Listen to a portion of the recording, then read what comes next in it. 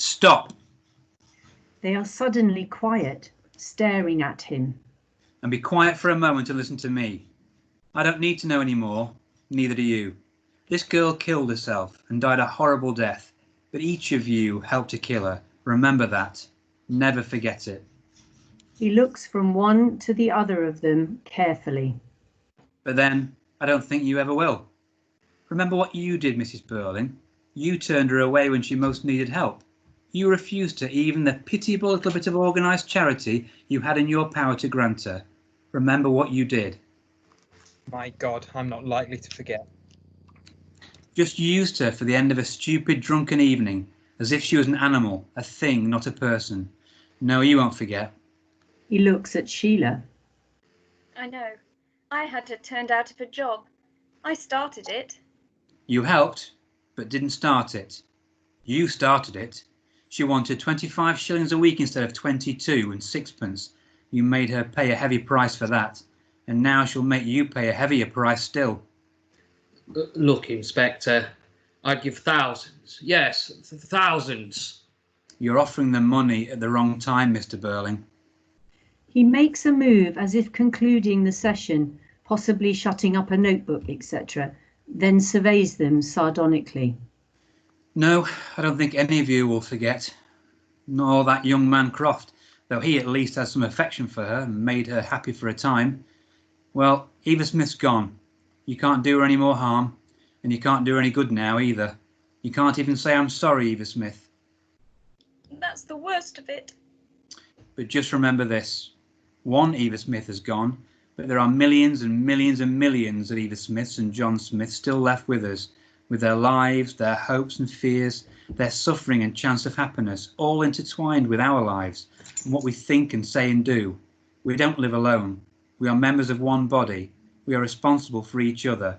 And I tell you that the time will soon come when, if men will not learn that lesson, then they'll be taught it in fire and blood and anguish. Good night.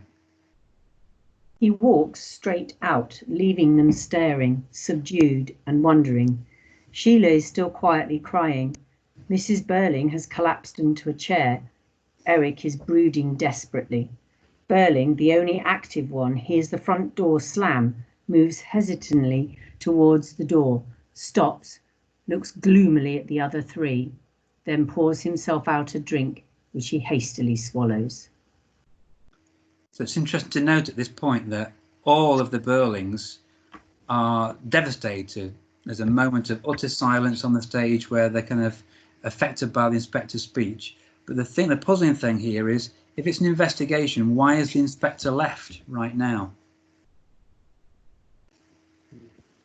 Why is he left at this point, rather than seeing it through to the inquiry or anything else? It seems to, when you're reading it through, that each of the characters has now been accused of something that they've done to Eva and to any, the people that they're in contact with in their lives. And each one of them, has been made to feel that they have done something wrong. And some of them, maybe accept that more than others. Like obviously Sheila and Erica are much more emotionally attuned to what the inspector's saying, and he's sort of concluded that part of what he was trying to do.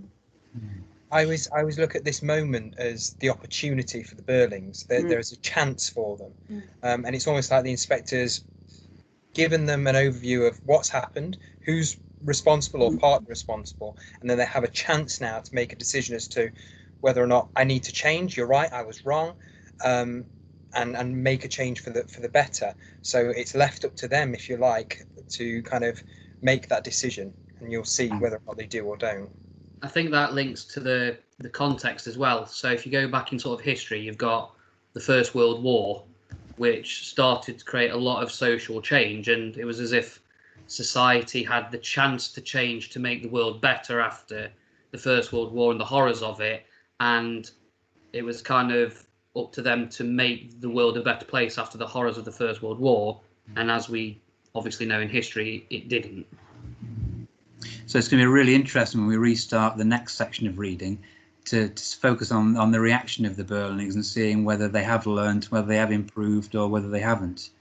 one thing I'll say about my character as well, it's been striking me actually by reading his words, the inspector, the fact that I mentioned earlier on in an earlier video that he's basically quite quiet and withdrawn and just gradually prompting, and then you see him sort of change in this final section, and he goes from being a gentle manipulator and cajoler of the conversation to suddenly like a lecturer, where there's almost like a crescendo deliberately in the play we've been building up to. At the end of the line of inquiry, he's then delivering his verdict at the end. It might not be in a police court, it might not be resulting in criminal prosecution, but it's still a kind of judgment he's passing on them and a lesson before he departs.